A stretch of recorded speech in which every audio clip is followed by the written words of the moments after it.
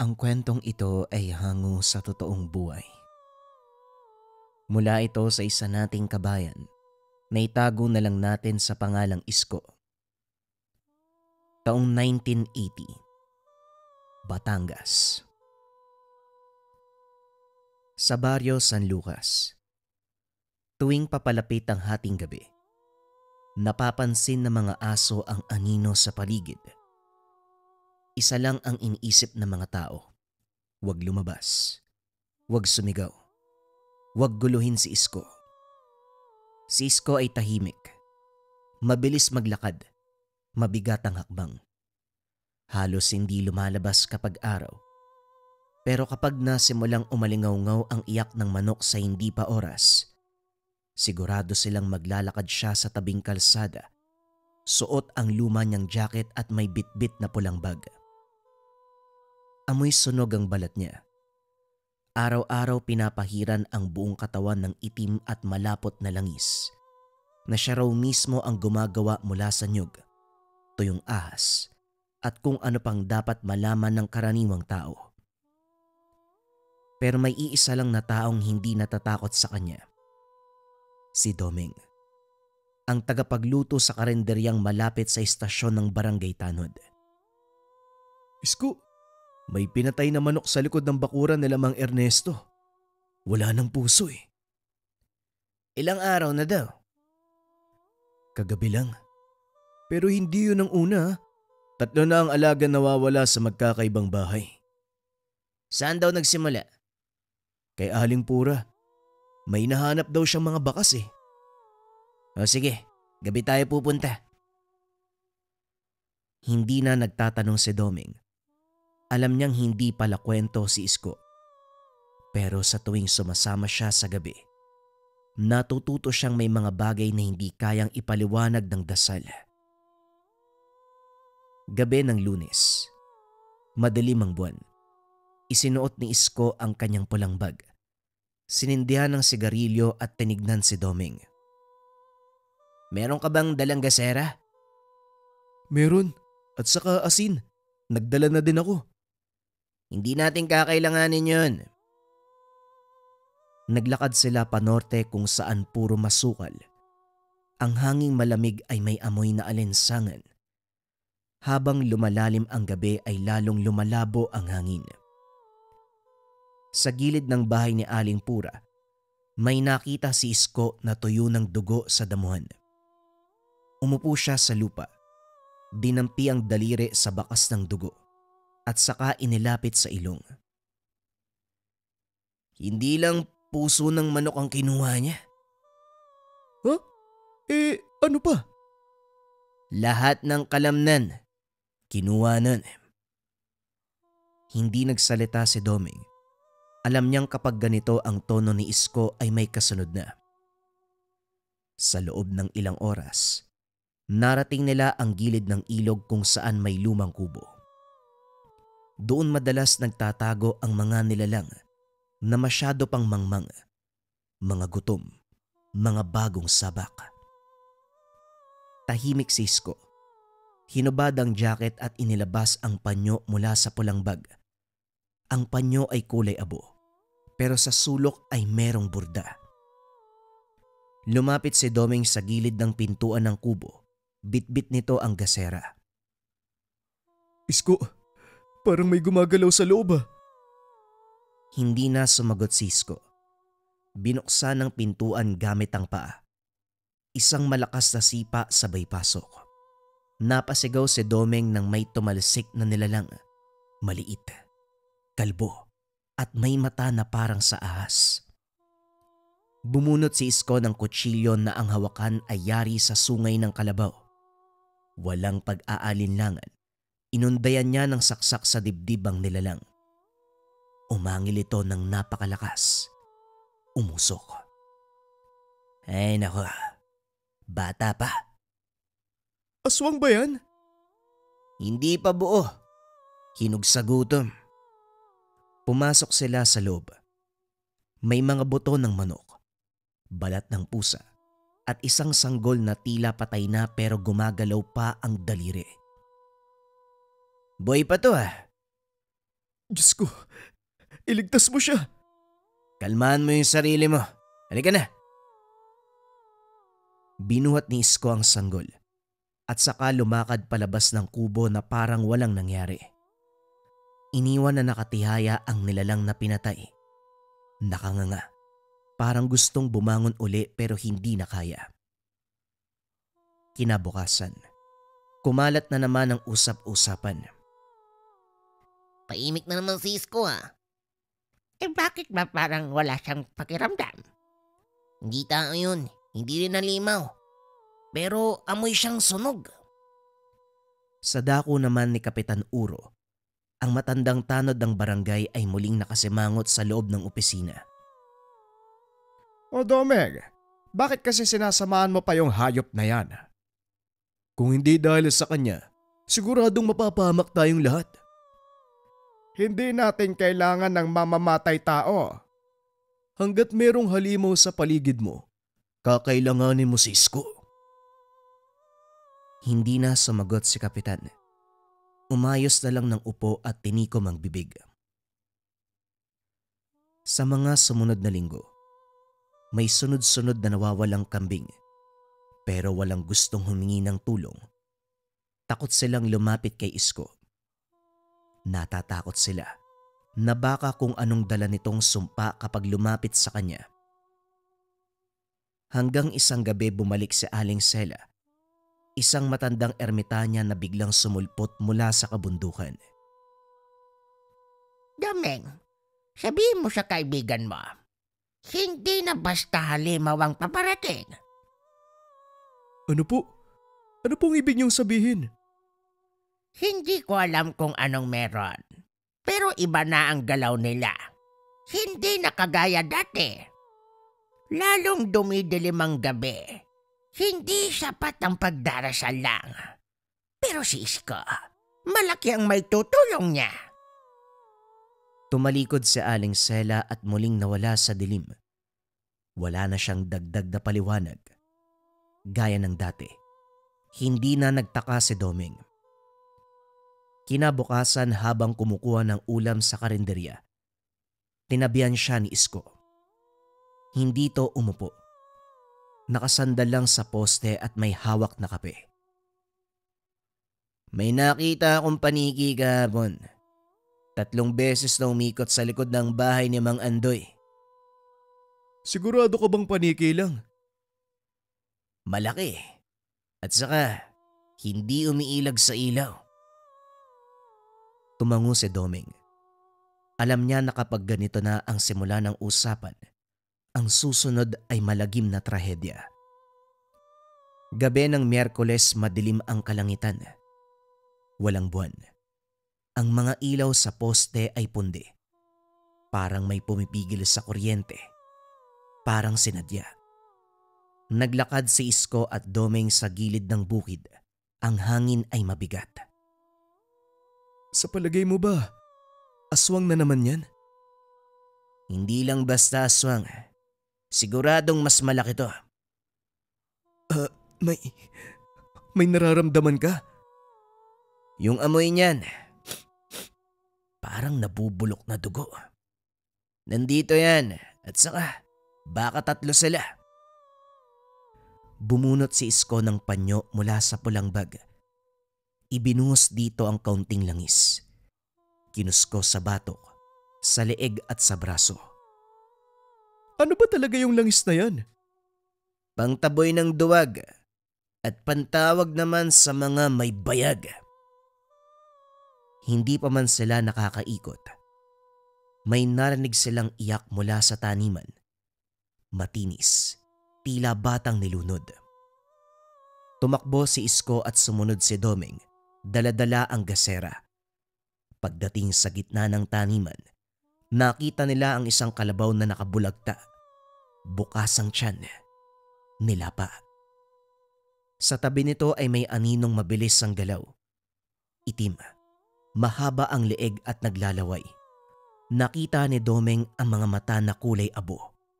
Walang puti. Ano ba yan? Ano bang nangyayari dito, Diyos ko? Huwag ka masyadong tumawag ng Diyos. Bigla na lang lumundag ang nilalang. Tumama kay Isko pero hindi ito natumba. Hinila niya ito pababa at saka sinaksak ng 3 sunod-sunod sa tagiliran. Umangil ng napakalakas ang nilalang. Umuusok ang balat nito sa bawat tama ng kutsilyo. Tito, may 2 pa! Ako nang bahala dito. Kunin mo yung asin. Tumakbo si Domeng pabalik ng tahanan habang si Isko ay hinila ang katawan ng nilalang. Pinilit buksan ang bibig nito gamit ang 2 kamay. Saan ka galing, ha? Saan? Sa lakas ng puwersa, napunit ang panga ng nilalang. Tumulo ang itim na dugo na parang langis na malapot. Hanggang sa merong gumalaw sa likuran. Lumapit ka na! Huwag kang magtago! Mula sa anino lumitaw pa ang isang nilalang. Mas maliit at mas mabilis. Sinugod si Isko. Tumama ito sa dibdib niya pero hindi siya natinag. Sa isang iglap sinapo niya ang batok ng halimaw at saka binaon ang hintuturo sa tenga nito. Napasigaw ang nilalang. Tumigil sa paggalaw. Tumakbo si Domeng pabalik. May dalang garapon ng asin. Ito na! Ito na yung kailangan mo! Ibuhos mo sa tiyan ng kalabaw. Sa tiyan ng kalabaw? Bakit? Basta ibuhos mo na lang. Ginawa ito ni Domeng. Nang matapos parang may sumirit na usok mula sa loob ng bangkay. Nang hina ang mga natitirang nilalang. Parang nagkaroon ng amoy na hindi nila matagalan. Hindi basta gutom ang mga yan. Parang sinusubukan tayo. Sinusubukan? Saan? Hindi ko rin maintindihan. Basta hindi na to katulad ng dati. Kinabukasan. Nagbantay sa baryo si Kapitan Uro.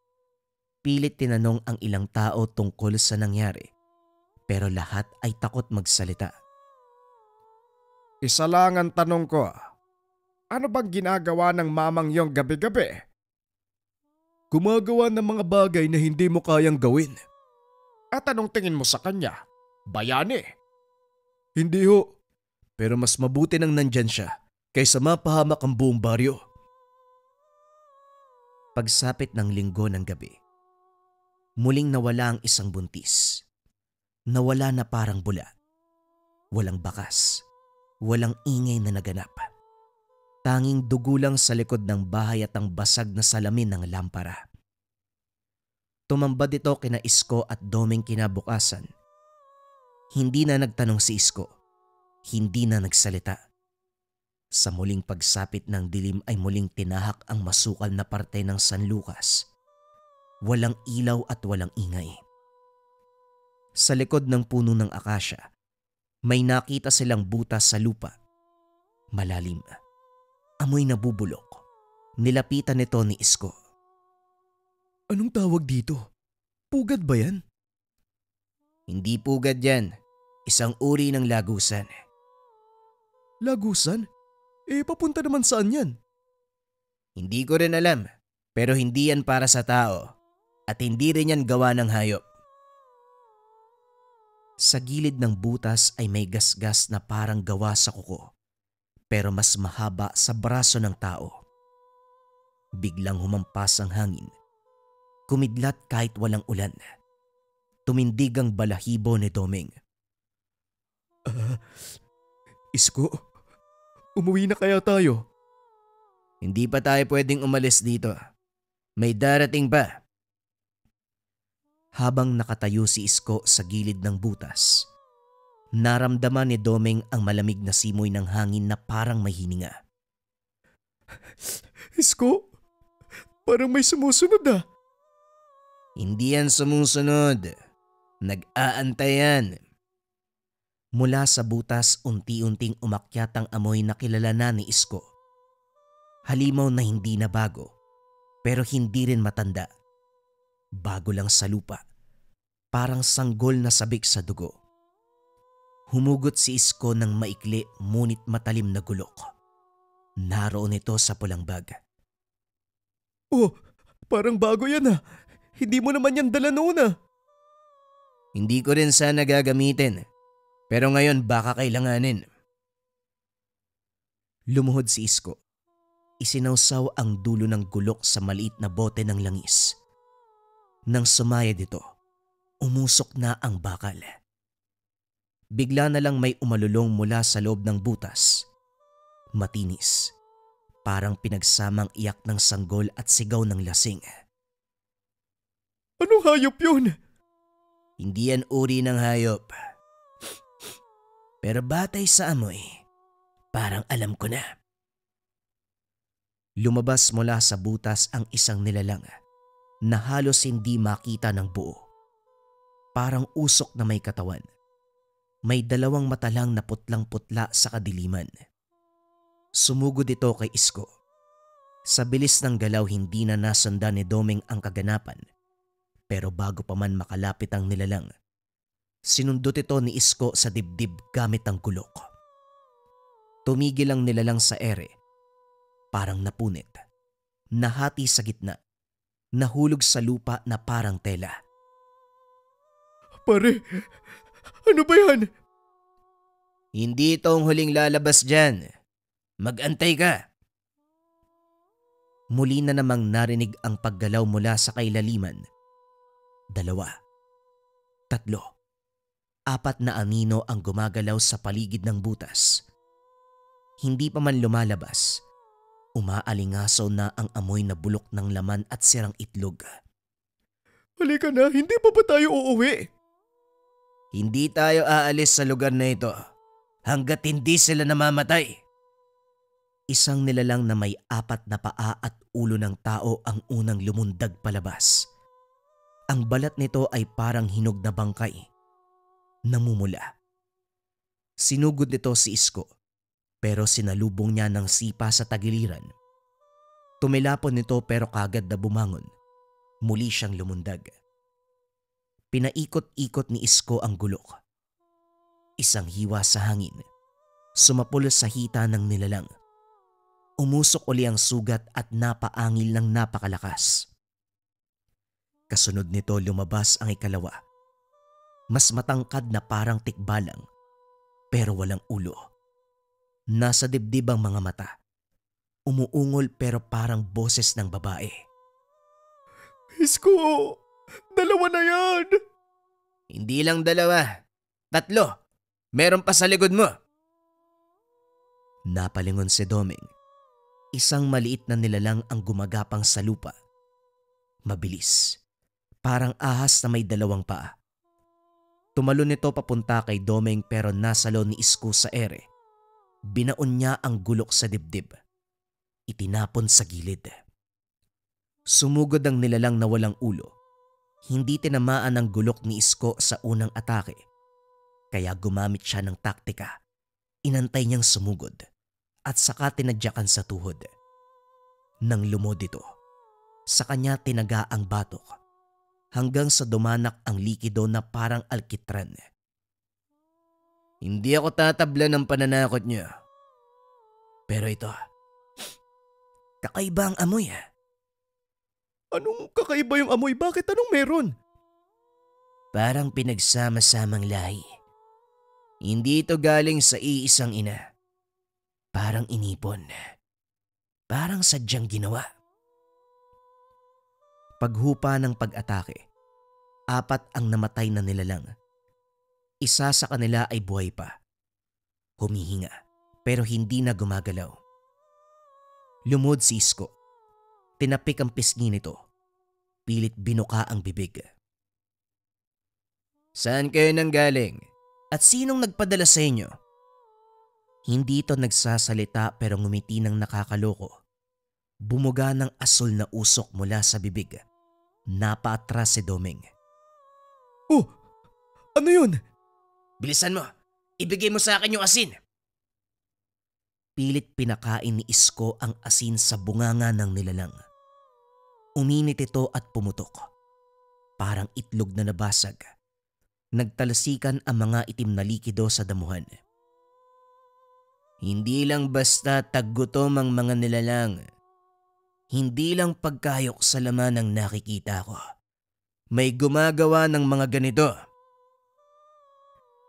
Kinabukasan walang gustong lumabas ng bahay sa San Lucas. Maging ang mga tanod ay hindi nagpapakita. Ang mga bata ay hindi pinapalabas. Sa karinderya, tahimik si Domeng habang nagiiwa ng sibuyas. Napansin niyang lumapit si Aling Sela. Buhay pa pala kayo.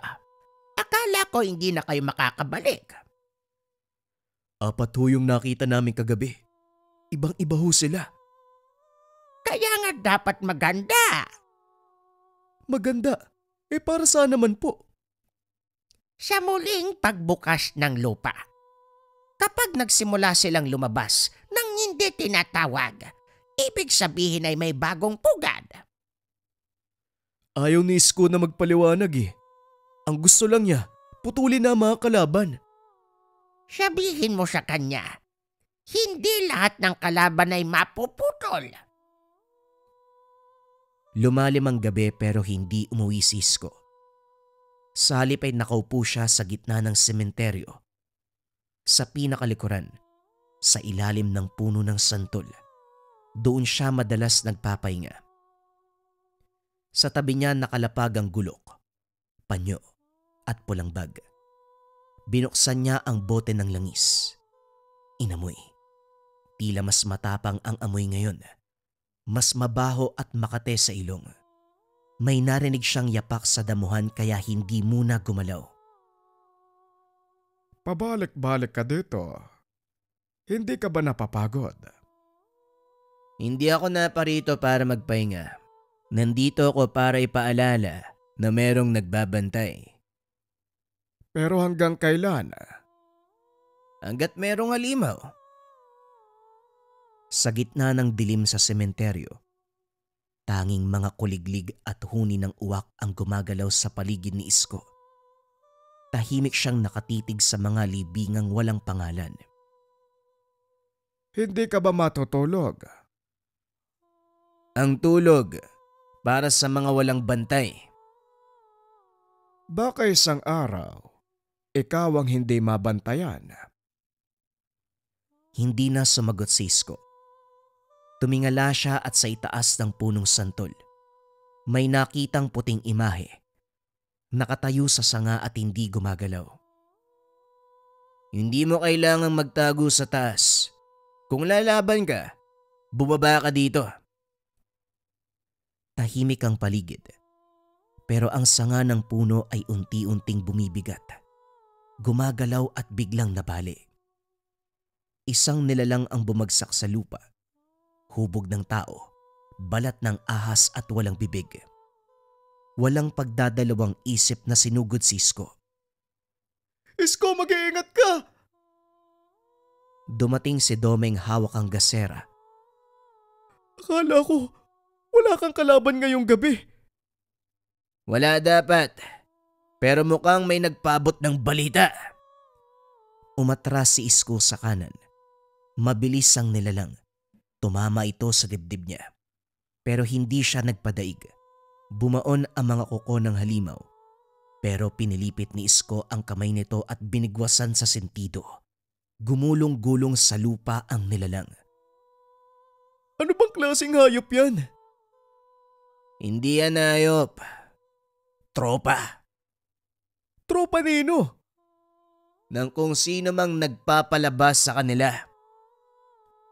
Tumayo muli ang nilalang. Bumilad sa gasera ni Domeng. Nang makita ni Domeng ang kabuuan ay napatras siya.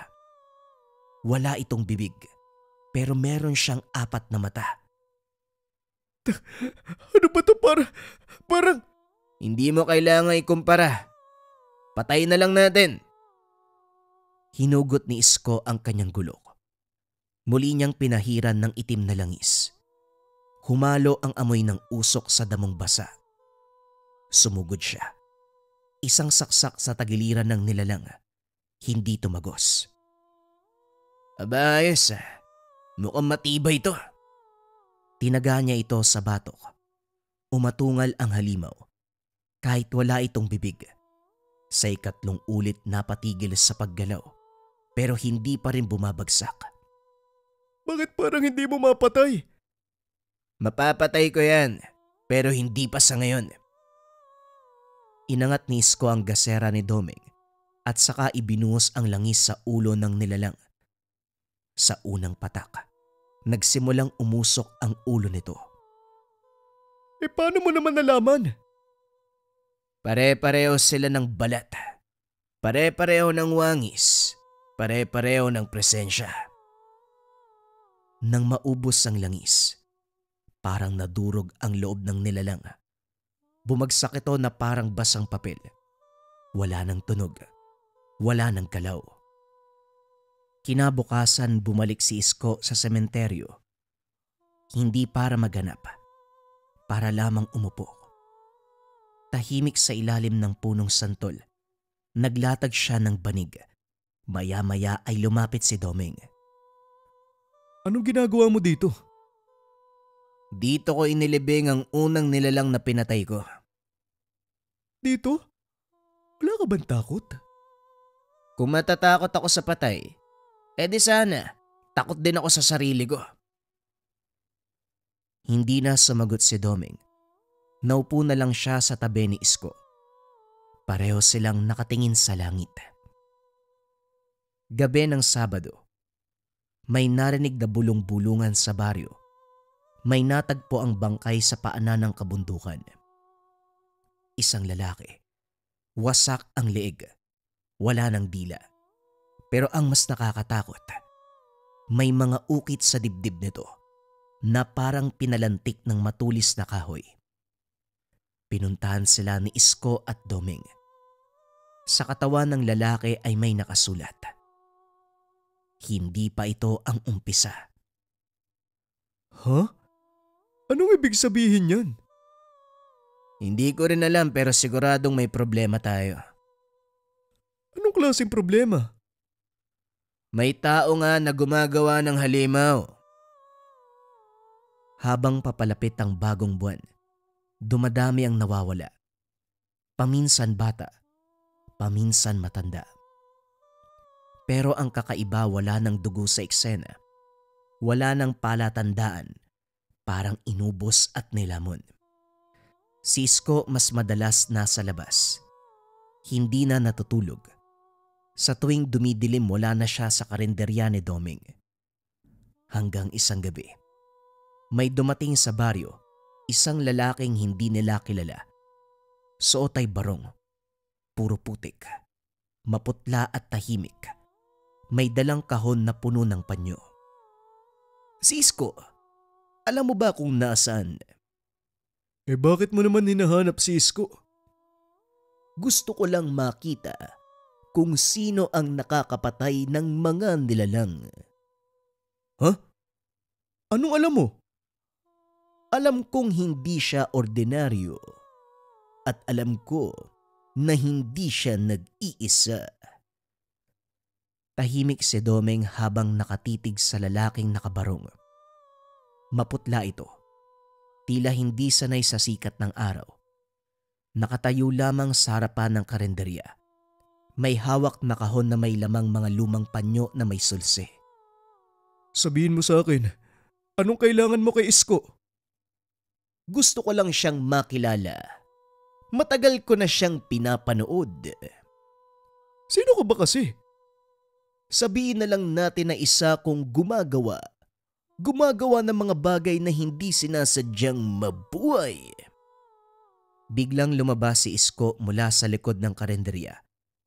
Bit-bit ang gulok. Hindi pa nililinis at may dugo pa sa dulo ng talim. Anong kailangan mo dito? Ikaw ang kailangan ko. Pati na rin kung ano ang nasa katawan mo. Wala akong ibibigay. Lalo na sa mga taong may mabuting barong pero mabaho ang anino. Ngumisi ang lalaki. Umupo sa bangko sa tabi ng lamesa. Nilapag ang kahon ng mga panyo.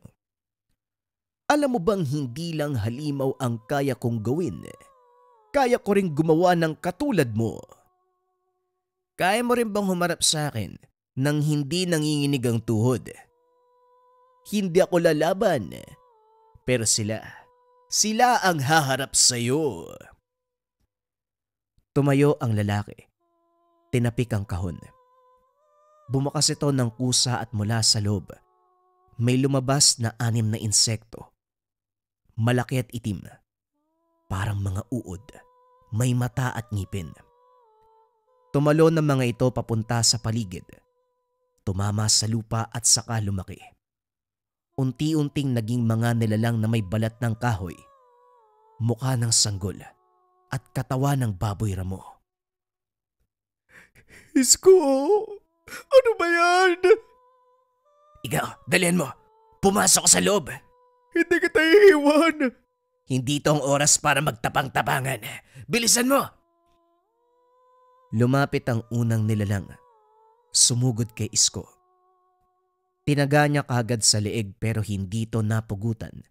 Parang goma ang balat. Tumalbog ang gulok. Sinipa ni Isko ang tiyan nito. Lumipad ang halimaw. Tumama sa pader pero tumayo pa rin. Hindi sila galing sa ina. Gawa-gawa lang ang mga yan. Sabi ko naman sa'yo, kaya kong gumawa ng katulad mo. Pero ang sa akin ay mas mabilis at mas gutom. 2 pang halimaw ang sumugod. Sabay hinampas ni Isko ang mga una gamit ang siko. Inikot ang gulok. Tinaga ang isa. Pareho silang bumagsak pero sa halip na umungol, nagsimulang gumapang patras. Hindi sila nasasaktan at wala din silang pakiramdam. Paano mo papatayin yan? Ibabalik ko sila sa putik kung saan sila nanggaling. Hinugot ni Isko ang bote ng itim na langis. Binuhusan ng gulok. Tumatalsik ang apoy kahit walang sindi.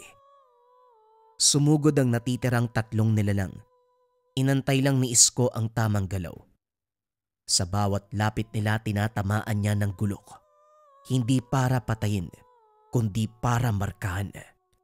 Sa ika-4 na saksak nagsimulang matunaw ang balat ng isa. Nahulog ito at umusok. Kaya mo silang patayin gamit ang langis na yan. Kaya gusto kong makuha. Hindi mo makukuha ang galing sa tunay na pakikipaglaban. Biglang nagdilim ang paligid.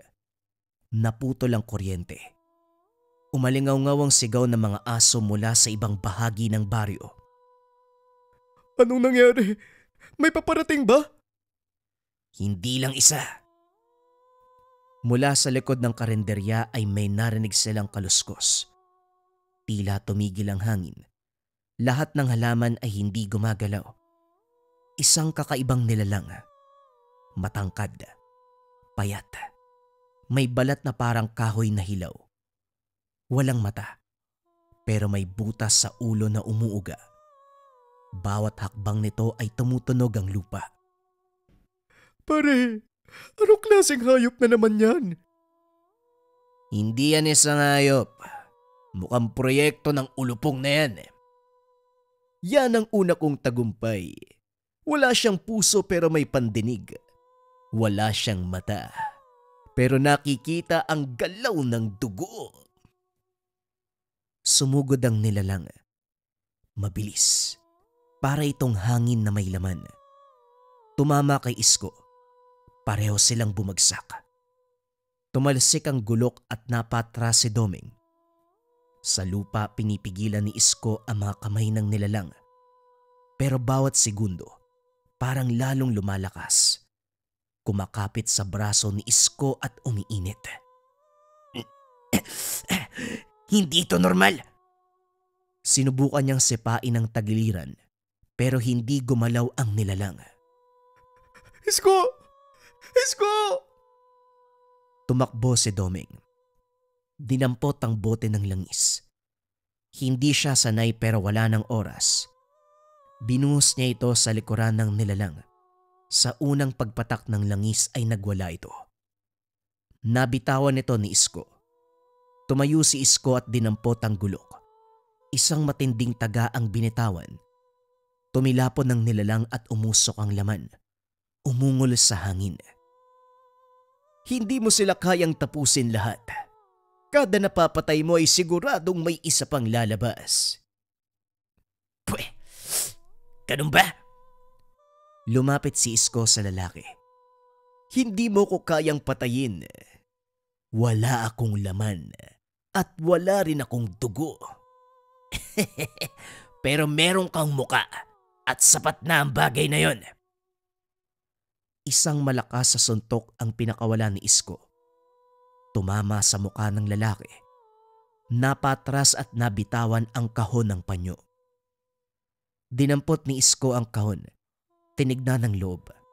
May isang peraso ng tela na hindi sulsi. Puti, malinis at may amoy. Sabihin mo sa akin, alam mo ba kung anong amoy na to? Hindi mo dapat amoy tiyan ng bagong panganak na aswang. Ginamit mo ang laman nila para gumawa ng bago, hindi ba? Lahat ng bagay ay merong pinagkukunan. At lahat ng bagay ay meron ding kabayaran. Hinampas ni Isko ang kahon sa lupa. Tumilapon ang mga panyo. Sunod ay binuhusan niya ito ng natitirang langis at sinindihan. Sa pagsiklab ng apoy ay nagsimulang mangisay ang lalaki. Hindi sa katawan, kung hindi sa anino. Parang may napuputol sa pagitan niya at mga nilalang. Hindi pwede. Hindi pa ako tapos. Pero ngayon, tatahimik ka muna. Nasunog ang mga panyo sa lupa. Umusok ang paligid. Ang kahon ay naging abo. At ang anino ng lalaki may barong. Naghilamos sa lupa. Unti-unting nawala. Si Isko ay nakatayo lang. Hindi niya sinundan at hindi niya rin tinapos. Ano nangyari? Tapos na ba? Hindi pa. Pero tahimik na uli ang lupa. Akala ko ba, hindi ka marunong umatras? Hindi ako matras. Pinagod ko lang siya. Naglakad si Isko palayo, bitbit ang pulang bag. Tumutulo pa rin ang langis sa gilid ng gulok. Ang lupa, basa sa usok at dugo ng hindi maintindihang nilalang. Sa kalsada pabalik sa karinderya, may dumaan na tricycle. Huminto ito nang makita si Isko. Boss, ikaw ba si Isko? Anong kailangan mo? May nag-iwan ng mensahe sa karinderya. Pangalan mo, wala lang pumupulot. Dumiretso si Isko sa mesa sa tapat ni Doming. Kinuha ang papel. Walang kahit anong letra. Walang pangalan. Isang bagay ang laman. Isang ukit. Isang ukit ng batang babae na nakatayo sa gitna ng taniman. Sa likod niya ay may anino na walang ulo. Oh, sino yan? Hindi ko pa alam eh. Eh anong balak mo? Baka sumilip lang. Baka makitulog. Baka magukay. Tumayo si Isko. Binuhat ang pulang bag. Nilagyan ng panibagong bote ng langis. Sigurado ka ba sa gagawin mo? Hindi kailangan sigurado kung sanay ka sa dilim. Lumakad si Isko. Hindi na nagpaalam. Hindi na lumingon. Sa likod niya ang baryo ng San Lucas. Muli na itong tumahimik. Wala nang sigaw ng mga hayop. Wala nang mga namamatay. Pero hindi ito katahimikan ng kapayapaan. Ito'y tahimik lang dahil merong nagbabantay. Isang tao nagising sa gabi. Handang pumatay ng mga nilalang at elemento na nambibiktima sa buong baryo. Ang susunod nating kwento mga kabayan ay marathon. Para ito sa mga kabayan natin na gusto ang sobrang habang upload ngayong weekend. Simulan na ang storya. Ang kwentong ito ay hango sa totoong buhay. Mula ito sa isa nating kabayan na itago na lang natin sa pangalang Carlo. Taong 2010, Bayan ng Santa Clara. 2:00 ng hapon, nang magising ang binatang si Carlo. Napuyat dahil dumayo pa sila ng pinsan na si Alex sa piyestahan sa kabilang baryo. Nagmadali siyang lumabas ng kwarto upang pumunta sa banyo. Nang mapansin si Nanay Linda na may sinisilip sa bintana. "Nay, ano pong sinisilip niyo dyan?" Sinenyas ni Linda si Carlo na lumapit sa tabi niya. Kagad itong lumapit at nakisilip sa bintana. Doon nakita ang kaganapan sa kapitbahay. "Ano pong meron kina Ate Ninya, Nay? Bakit ang dami pong tao sa bahay nila?" "Batay sa narinig ko, parang wala na yata yung lolo niya." "Naku, wala na po si Kadoming. Anong oras daw po namatay?" "Mga 9:00 kanina. Palibasa kasi tanghali ka kung gumising eh. Nahuli ka sa balita. Ay nako talaga mga kabataan ngayon." Kasi Nay, ginabi kami ni Alex eh. Pero ano po yung kinamatay ni Kadoming? Kapon lang ng umaga nakita ko pa yun eh. Bumili sa tindahan ni Aling Nena. Ang sabi atake daw sa puso." "Naku, kawawa pala si Kadoming." "Oo nga eh. Mamaya pumunta tayo doon, makikilamay tayo." Nagpunta na sa kusina si Linda. Naiwan si Carlo na nakatingin pa rin sa kapitbahay. Bagya itong nalungkot sa sinapit ni Kadoming at naiwang pamilya. Lalong-lalo na si Ninya dahil alam ng lahat na mahal nito ang lolo Doming niya. Kinagabihan ay nagpunta nga sina Linda at Carlo kasama ang pinsan nitong si Alex sa lamay. Marami na rin ang mga taong bumisita noon. Kaya naman si Linda na lamang ang pumasok sa bahay. Naiwan ang dalawa sa labas. Habang nakatambay, nagkwentuhan muna sila. Ngunit natigil nang may mapansin si Carlo. "Alex, tignan mo yung lalaki oh. Nakatayo sa may halamanan. Parang ngayon ko lang nakita dito sa atin yan ah." Nilingon ni Alex ang sinasabing lalaki ni Carlo. "Ayun ba? Si Mang Melchor yan." Tugon ni Alex. "Oh, bakit mo naman kakilala?" "Madalas yan bumibili ng tindang ulam ni Mama eh. Alam ko nga ang paboritong ulam niyan. Hulaan mo kung ano." "O anong paborito niya?" "Dinuguan pare." "Oh, pareho pala kami ng paborito eh." "Bakit? Aswang ka rin ba?" "Ha? Anong aswang ka dyan?" Wala.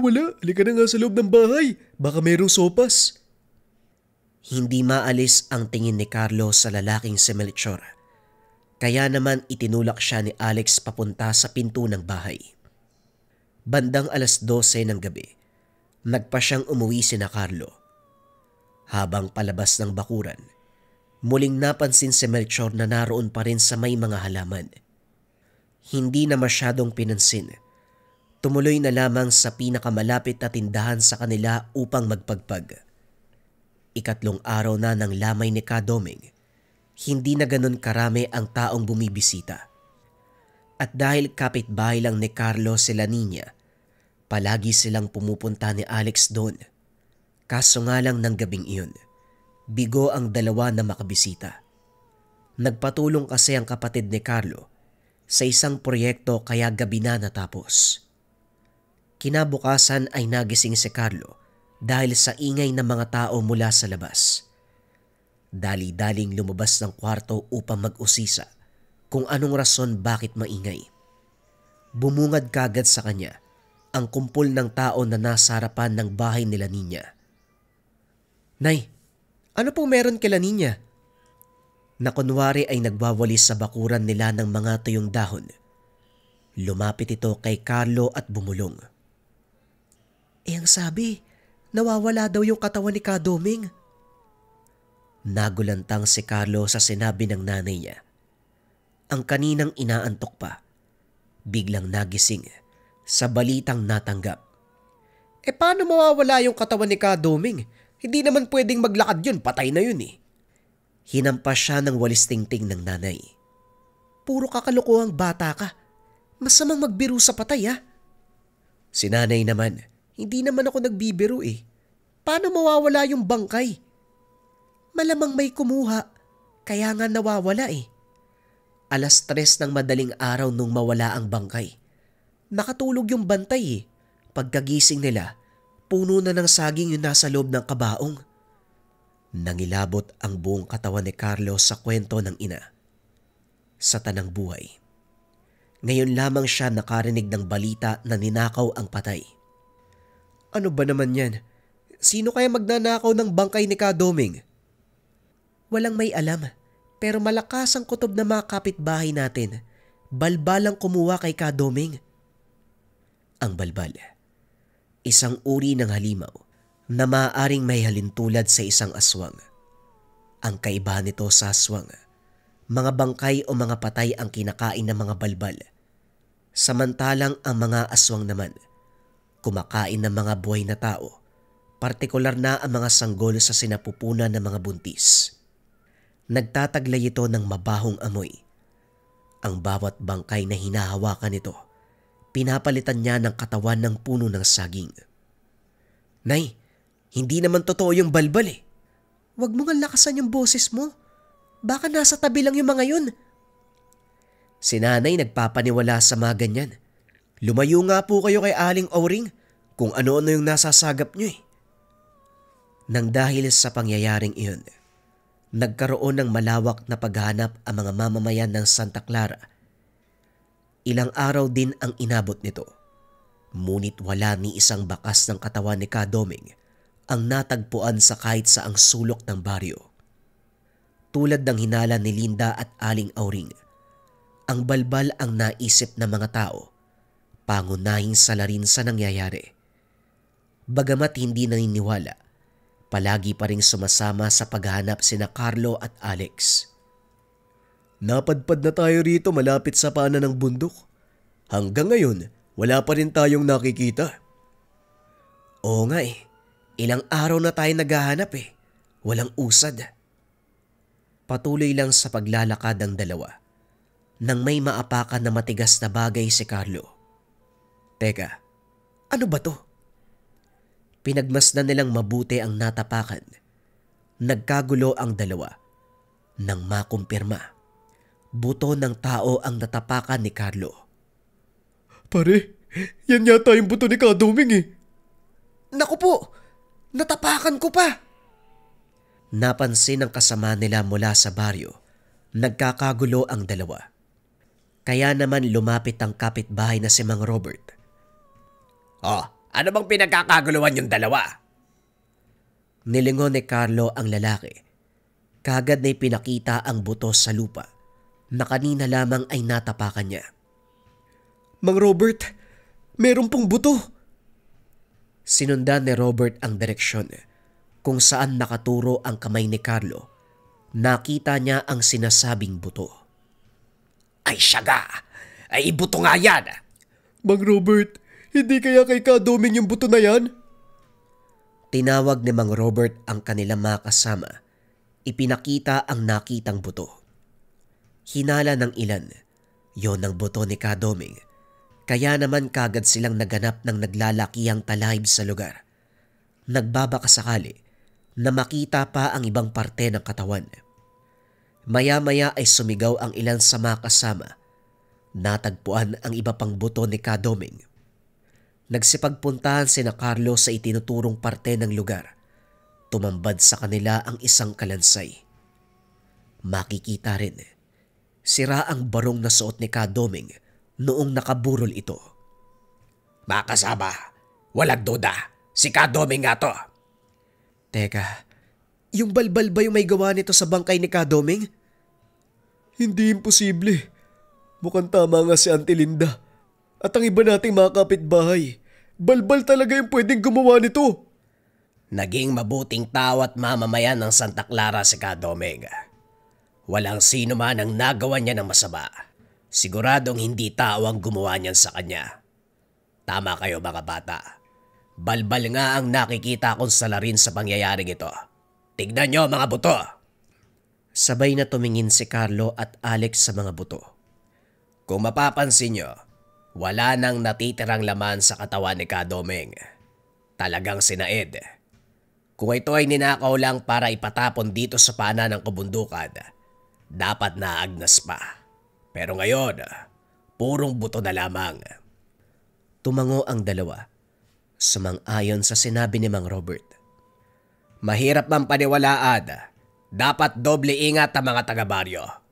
Sasabihin ko kay Kapitan na utusan ng mga tanod na magpatrol tuwing sasapit ang gabi para sa kaligtasan ng lahat. Kaso hindi ba mas maganda? Dapat huliin ng mga balbal? Paano mong huhuliin ang nilalang na ni minsan na hindi mo pa nakita sa tanang buhay mo? At sa kapanigurado, hindi mo rin mahuhuli. Pabuti pa magsiwi na kayo mga bata kayo. Lumalalim na ang gabi. Nagpasya ang dalawa na umuwi dahil sa sinabi ni Mang Robert. Habang naglalakad, hindi nila maiwasang pag-usapan ang nasaksihan kanina. Pare, paano kaya kapag nakita natin yung balbal habang pauwi? Opo, syempre tatakbo ko. Ano bang itsura nun? Alam mo, nung narinig ko kay Aling Auring yung tungkol sa balbal, nagtanong-tanong ako. Napagalaman ko mukha daw tao na parang paniki. May mahabang kamay sa kakuko. Mahaba din daw yung dila. Sabay nilang inisip ang itsura. Pareho silang nangilabot. Nasa kalagitnaan sila ng pagtatakutan nang isang lalaki ang biglang lumitaw sa hindi kalayuan.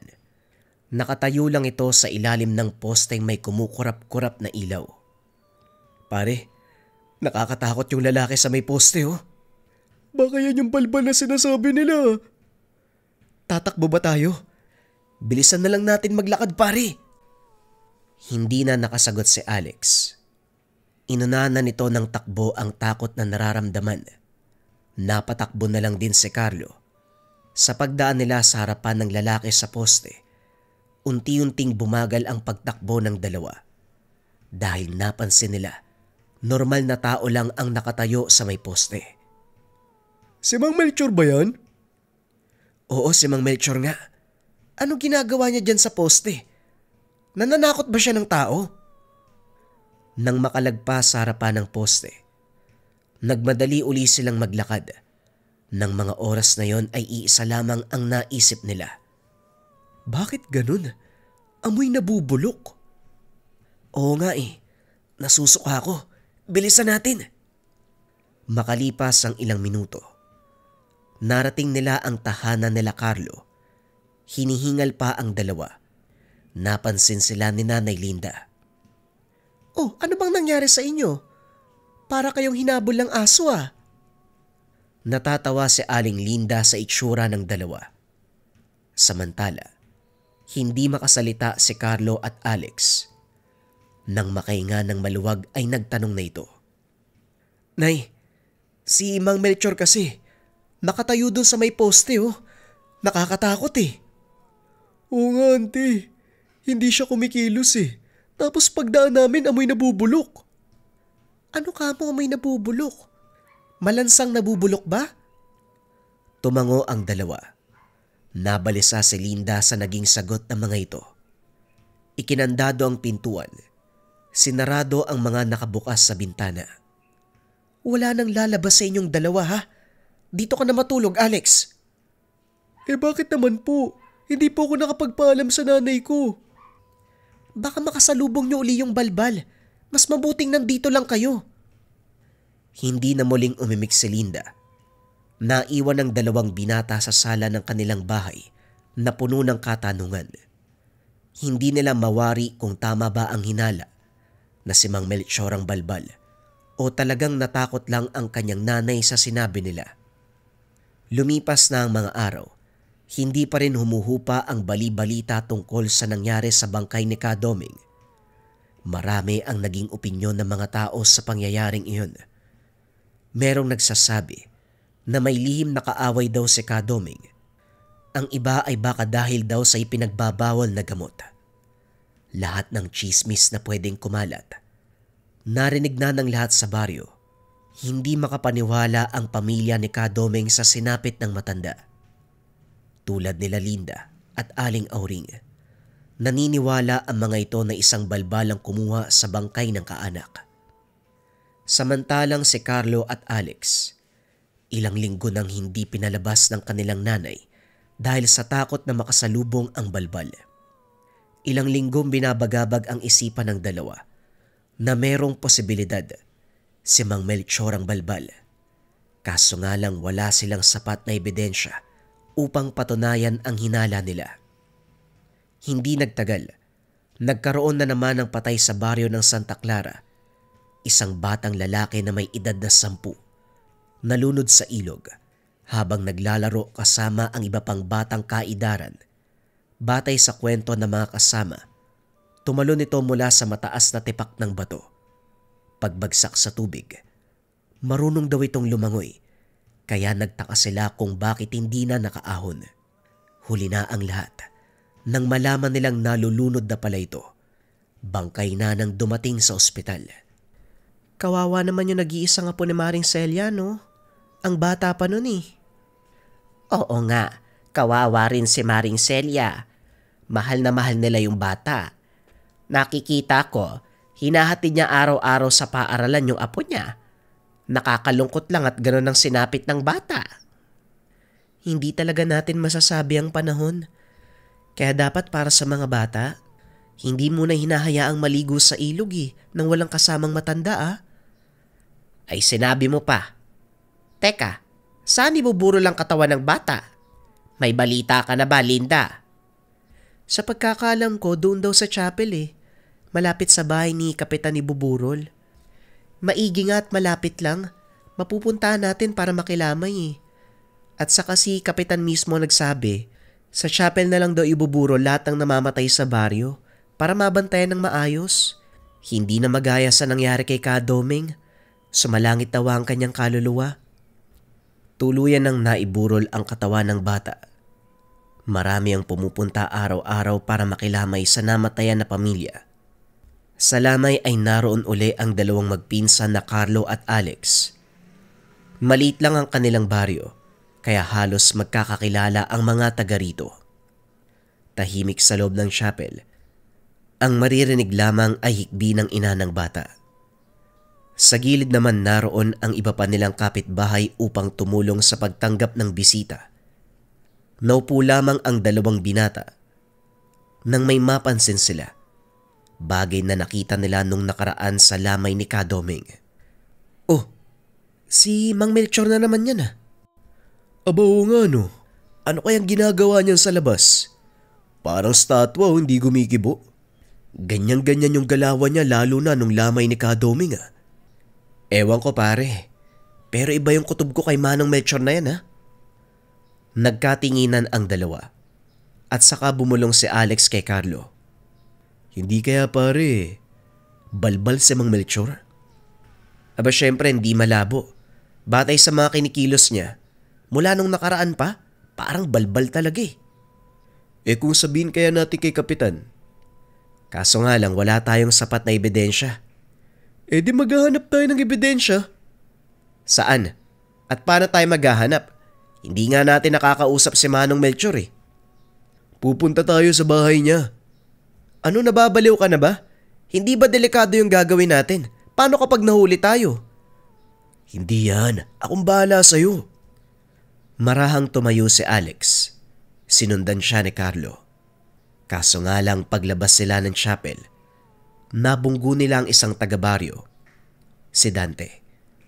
Nakatayo lang ito sa entrada, diretsyong nakatitig sa kabaong ng bata. Pasensya na ho, Mang Dante. Hindi ito sumasagot. Kaya naman dumiretso na lang ng lakad si Carlo at Alex. Madali silang nagpunta sa kinakatayuan ng maliit na kubo ni Mang Melchor na hindi naman kalayuan sa ilog. Pinagtagpi-tagping yero at plywood lamang ito. Kagad nagtago sa mataas na damo sa gilid ng kubo ang dalawa. Bakit tayo magtatago dito pare? Dito muna tayo hanggat hindi pa bumabalik si Mang Melchor. Malay mo, may makita tayo sa pagbabalik niya. Oo nga no. Kapag napatunayan nating balbal siya, malaking tulong yan para hindi na maulit yung nangyari sa bangkay ni Kadoming. Kaya nga ang gagawin lang natin dito, mag-intay. Mapapatunayan din natin na balbal yan. Matagal nag-antay ang dalawa. Halos mapapikit na sa antok ang mga ito. Kinakagat na rin sila ng lamok at kahit anong insekto sa paligid. Ano ba yan?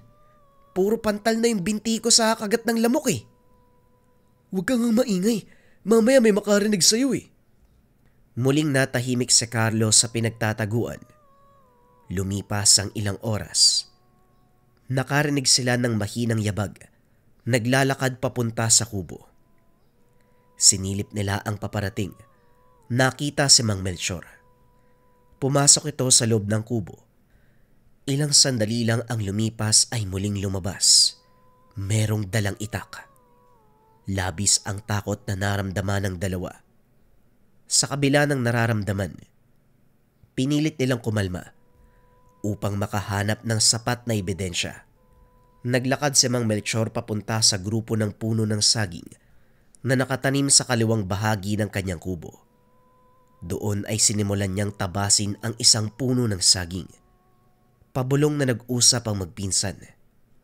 Bakit kaya nagtatabas ng saging ng alas 12 ng gabi? Hindi kaya yan yung ipapalit niya sa katawan ng bata? Nanlaki ang mga mata ng dalawa. Gusto nilang tumakbo, pero hindi pwede. Patuloy nilang pinapanood ang ginagawa ng lalaki, kahit pawang nanginginig ang mga tuhod ng mga ito. Maya-maya ay natapos ang pagtatabas si Mang Melchor sa puno. Inilagay ang puno ng saging sa tabi ng kubo at muling pumasok sa loob. Pagkaraan ng ilang minuto ay lumabas na may hawak na maliit na bote. Naupo sa bangkito, nagsimulang magpahid sa katawan ng kung anong laman ng bote. Mula sa mga braso nito hanggang papunta sa binti. Pare, magpapalit na yata ng anyo yan ah. Nako, kailangan nating masabihan ng mga taga-baryo bago pa mahuli ang lahat. Inintay ng dalawa na muling pumasok sa kubo si Mang Melchor at saka kumaripas ng takbo pabalik sa chapel. Tama nga ang hinala natin. Si Manong Melchor yung balbal.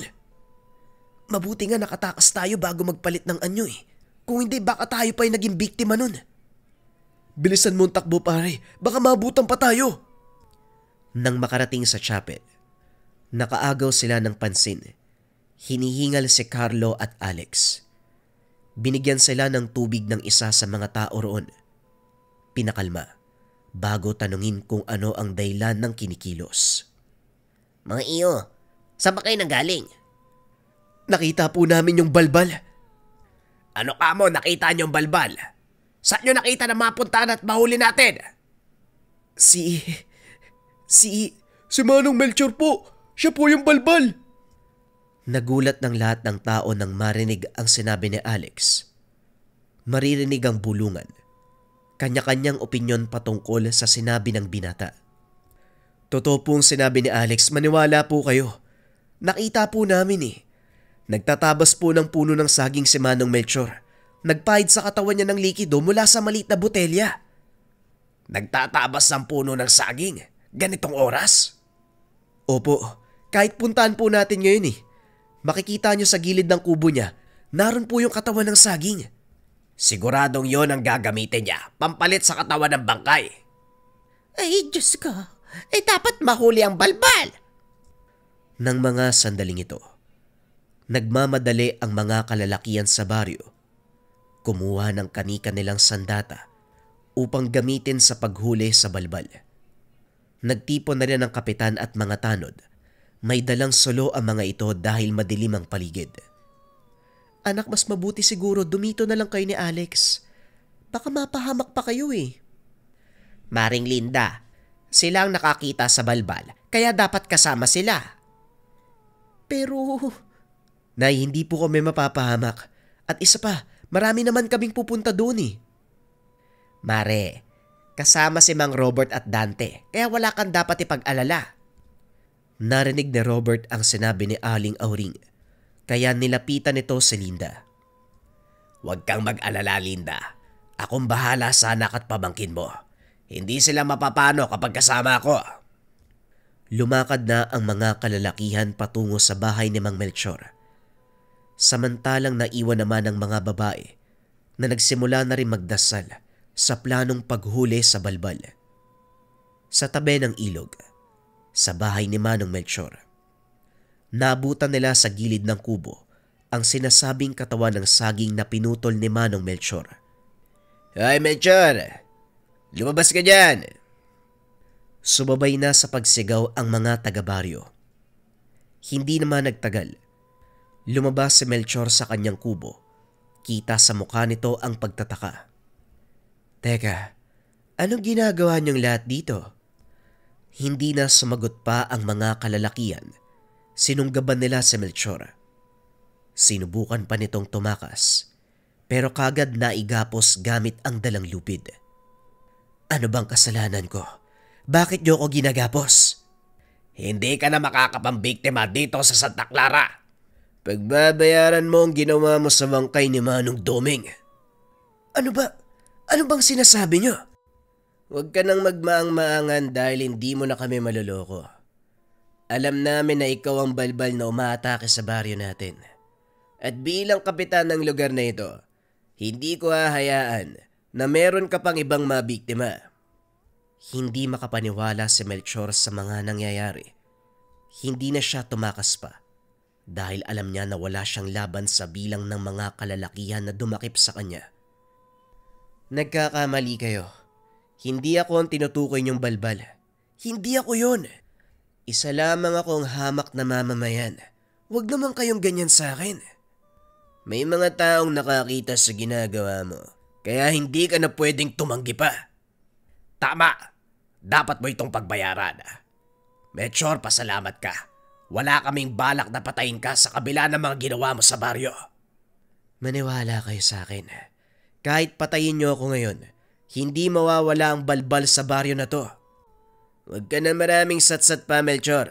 Sige na! Kinaladkad ng mga tao ang nakagapos na si Melchor. Nakasunod dito ang iba pang kalalakian na nagnanaisakta ng sinasabing balbal. Bago sila magtungo sa kubo ni Melchor, napagkasunduan ng mga taga-baryo na hindi patayin ng madadakip na balbal. Bagkus ay plano nila itong ikulong sa isang malaking hawla. Nilagyan ng maraming kandado ang kulungan upang hindi ito makatakas.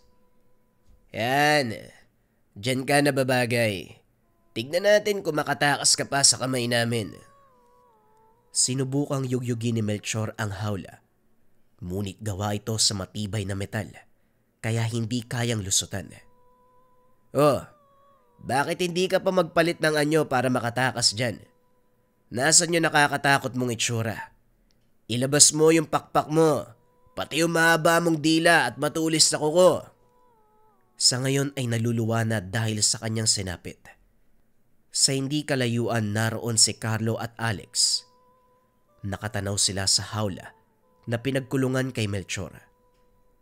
Bagamat alam nila na ito ang balbal, hindi nila maiwasan na maawa sa sitwasyon ng lalaki. Pare, tama ba yung ginawa natin? Naawa ako kay Melchor eh. Pero siya kasi yung balbal na namiminsala sa baryo. Dapat nga hindi ako maawa dyan, di ba? Kahit ako naman naawa ako sa kanya eh.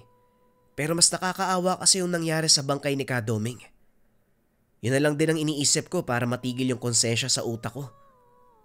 Kung sa bagay, ngayong nahuli na siya, wala na tayong dapat ikabahala. Hindi na rin kakailanganin ng bawat kalalakihan dito sa atin na sumama sa pagroronda ng mga tanod sa gabi. Makakagala na uli tayo tuwing gabi. Hindi na tayo papagalitan ni nanay. Oo nga no, si Auntie Linda kasi masyadong maigpit eh. O total, nakulong na yung balbal. Baka gusto mong tumambay sa kanto bukas. Balita ko may bagong bukas na isawan dun eh. Ilang araw na tayong hindi nakakagala. Ngayon lang tuloy natin masusubukan yung isawan. Abo sige pare, basta usapang pagkain, tara. Tuwang-tuwa ang dalawa nang lisanin ang tanggapan ng baryo. Sa wakas ay makakagala na sila tuwing gabi. Walang pangamba na baka merong balbal na dumagit sa kanila. Kasabay ng kanilang paglisan ay ang pagtulo ng luha ni Mang Melchor habang nakadungaw ang dalawang pares ng kamay sa hawla.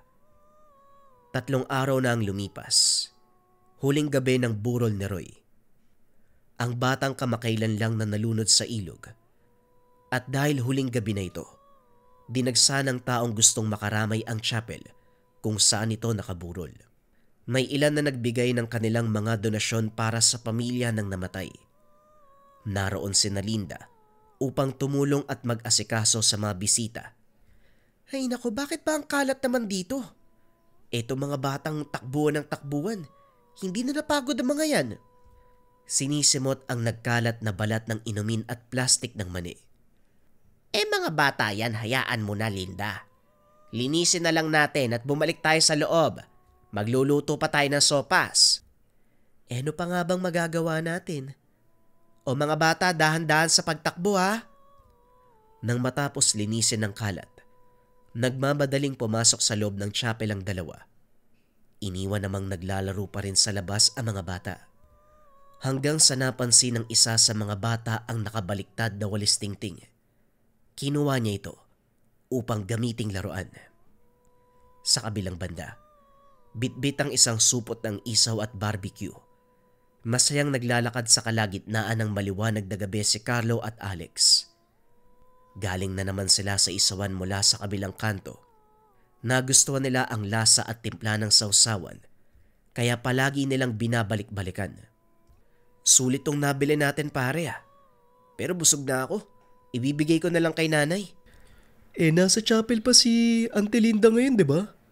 Gusto mo idana muna natin yan? Ay oo nga pala. Wala palang tao sa bahay. Sige, idaan na lang natin sa chapel. Kalmadong naglalakad ang dalawa. Meron silang nakasalubong. Taga-baryo na tumatakbo na tila takot na takot. Hinarang nila ang lalaki. Nagimbal sa narinig. Yung balbal. Kinuha ng balbal yung katawan ng bata. Ano? Paano nangyari yun? Nakakulong si Mang Melchor Sigurado po kayo? Nakita niyo ba, kuya? Oo. Kita ng dalawang mata ko. Lumipad Sigurado ko balbal yun. Hindi na sila nagsayang ng oras. Dali-dali na silang tumakbo patungo sa chapel. Nabutang nag-iiyakan ang ilan sa mga kapitbahay habang yakap ang bawat isa. Hinanap ni Carlo ang nanay. Nakita nito na hawak ang isang bata na may dalang walis tingting. Nay, ano po bang nangyari?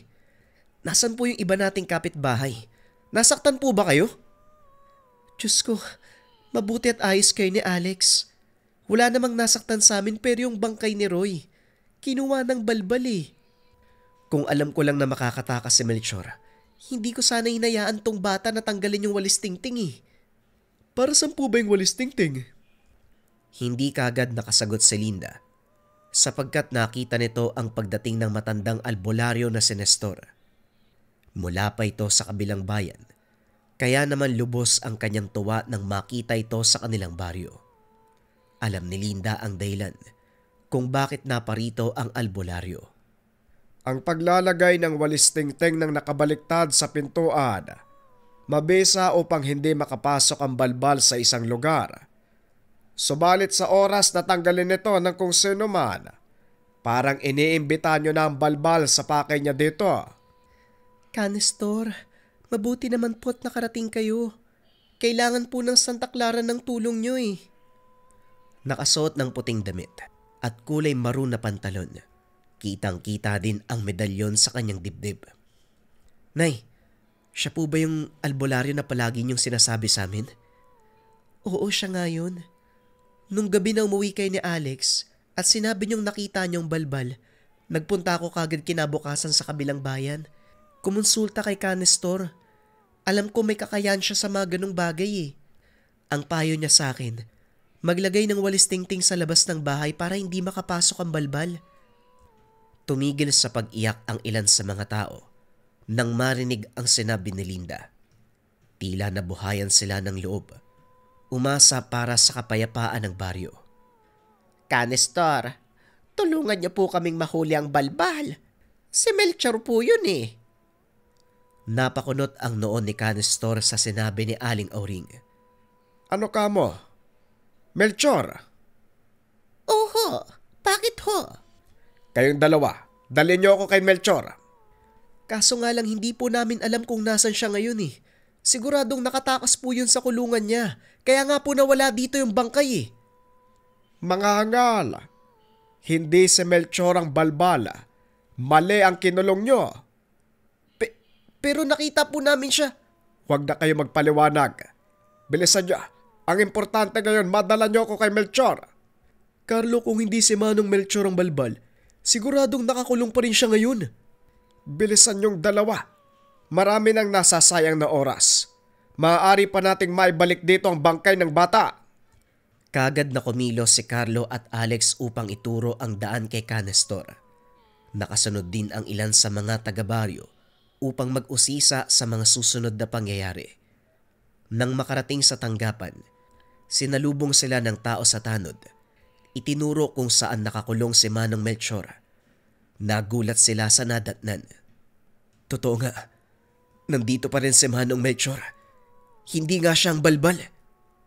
Naku Carlo, nagkamali nga tayo. Tuluyan nilang nilapitan si Melchor na nakaupo lamang sa sulok ng hawla. Napansin ito, may mga taong papalapit sa kanya. Kaya naman nakiusap kagad si Melchor. Pakawalan niyo ako dito. Wala naman akong ginagawang masama eh. Hindi ako kumuha sa bangkay ni Doming.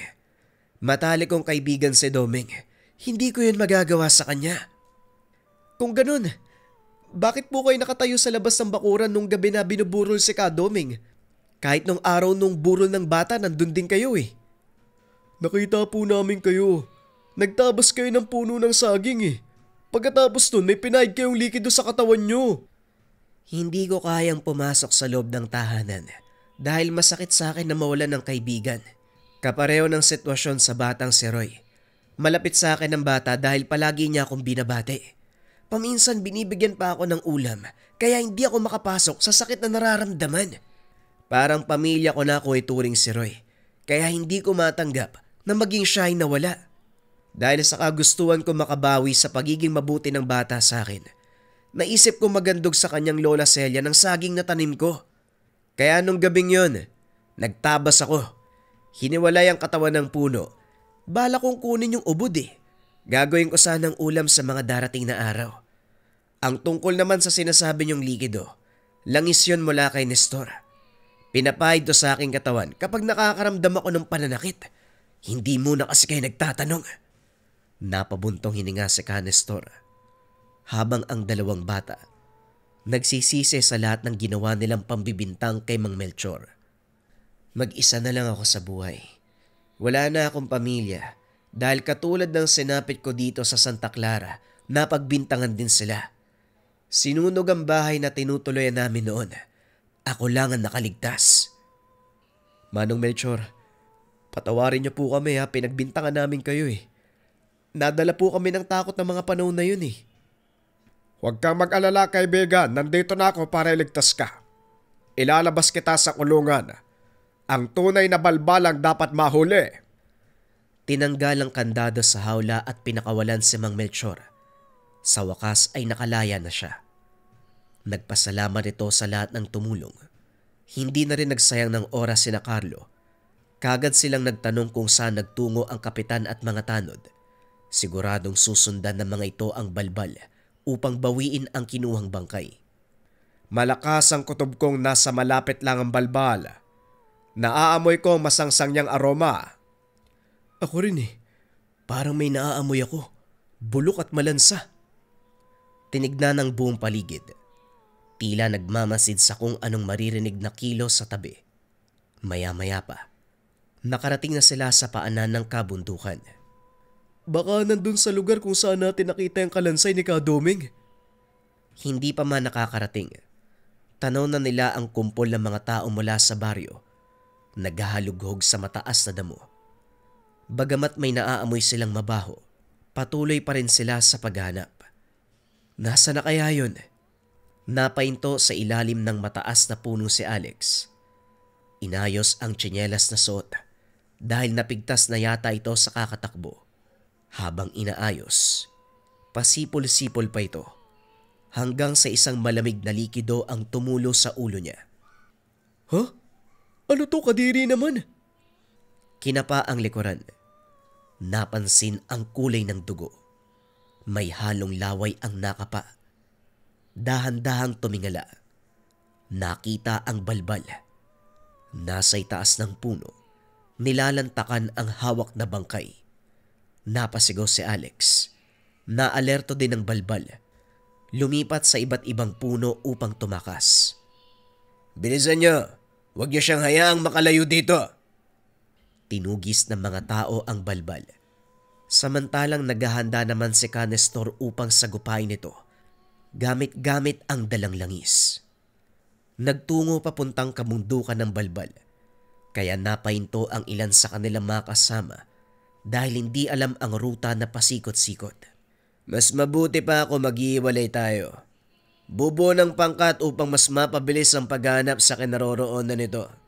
Sundan niyo lamang ang mabahong amoy. Siguradong nasa malapit lang yan.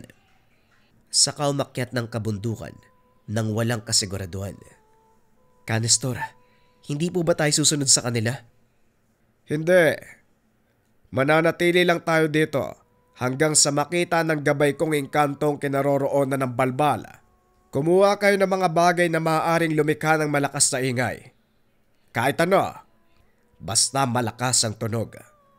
Takot ang balbal sa malakas na ingay at liwanag. Pwede rin magdala kayo ng sulo. Nataranta ang dalawa sa utos ni Canestor. Kahit may natitirang dugo sa katawan ni Alex, hindi na ito pinansin. Tumakbo pabalik sa nayon.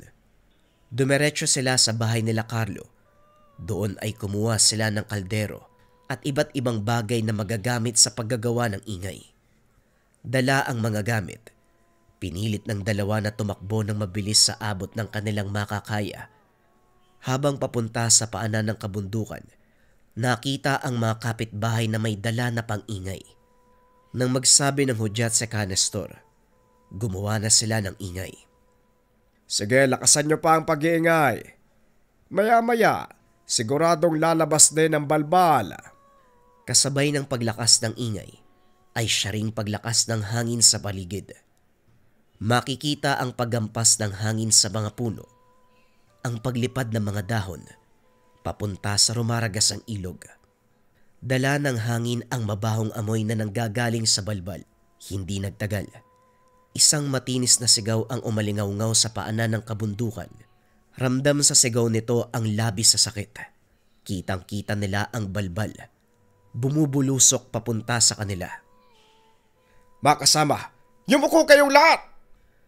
Paikot-ikot sa ere ang balbal. Hindi sila maatake. Ihanda niyo ang lambat. Kapag bumaba ang lipad, ihagis niyo. Hindi na yan pwede makatakas sa atin. Ilang minuto ang tinagal bago ito muling bumulusok pa ibaba. Nagkaroon ng pagkakataon ang mga taga-baryo na ihagis ang lambat sa balbal. Pumulupot ito sa katawan at pakpak ng nilalang, kaya kagad itong bumagsak sa lupa.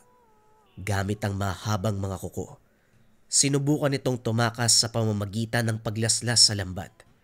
Inaasahan na ng mga taga-baryo na gagawin ito ng balbal. Napaghanda nila ang magiging kilos. Inilabas sa mga kadena na ginamit noon sa hawla na pinagkulungan kay Manong Melchor. Itinali ang mga paa at kamay nito gamit ang makapal na uri ng tanikala.